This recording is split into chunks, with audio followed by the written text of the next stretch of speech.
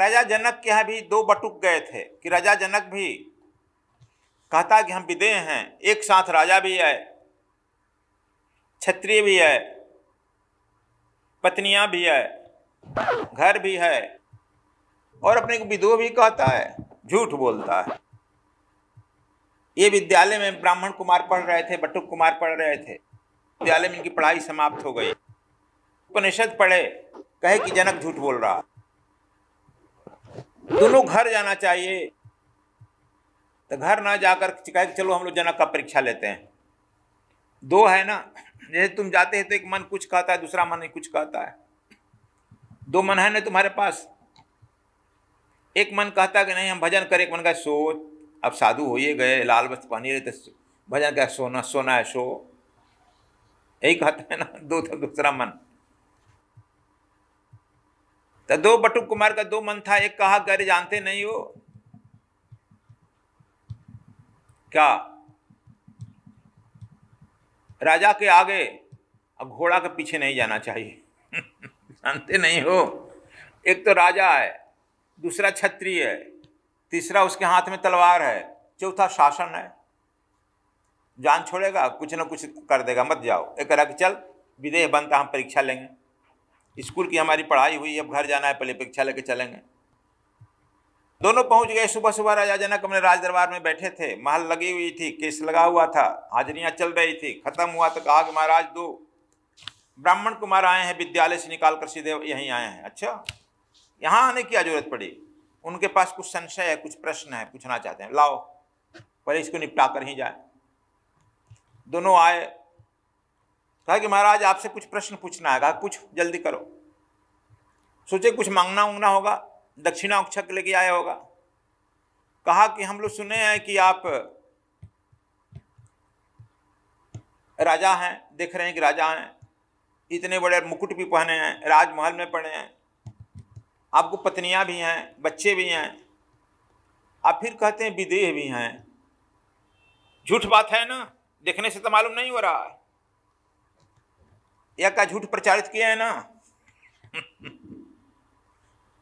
राजा ने कहा कि मंत्री था, इसे अभी कितना बज रहा है? कहा कि सरकार 11:30 12 बजने जा रहा था, कल 12 बजे दोनों को फांसी दे दो। अब दोनों को जो है सुना कि ला ये पागल, एक दूसरे कहा हम कहें कि पागल होता है राजा। अब तो इसकी अपील भी नहीं है कहीं, लोअर कोर्ट का तो हाई कोर्ट में अपील होती है, हाई कोर्ट का सुप्रीम कोर्ट में, सुप्रीम कोर्ट है, अब कहाँ अपील होगी? कहा कि इसे फांसी दे दो, ले जाओ कल 12 बजे फांसी दे देना। ले जाने लगे तो कहे रुक जाओ, पहले इनको पहले गेस्ट हाउस में रखना, सब सुख सुविधा देना, खाना पीना सब सुख सुविधा देना, और फांसी कल ठीक 12 बजे कर देना। चलेगा। अब दोनों जो गया, गेस्ट रूम एकदम एसी गेस्ट रूम था, फर्स्ट क्लास पलंग वलंग लगा हुआ था, बहुत सारी लड़कियां दासियां उनकी सेवा में नियुक्त थी। पूछती कि चाय गरम चाहिए, कॉफी चाहिए, क्या चाहिए? लेकिन कहा था कि हमको चाय कॉफी दिखाई पड़ रही है, अब तो मृत्यु दिखाई पड़ रही है। जो बिछौना पे गिरा उसी में टट्टी पेशाब सब होने लगा। भूख नहीं लग रही थी, एकदम टाइम पर कॉफी आया, चाय आया, भोजन आया, नाश्ता आया, 56 प्रकार का खाओ, उठ नहीं रहा दिल दिमाग।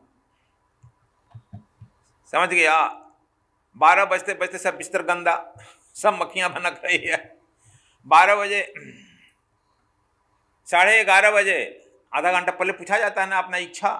राजा के सामने हाजिर हुआ, एकदम गंदा है, मक्खियां भनक रही है, टट्टी पेशाब सब गंदा है। पूछा ना कि ब्राह्मण कुमारों क्यों ऐसा तुम्हारा साथ हुआ?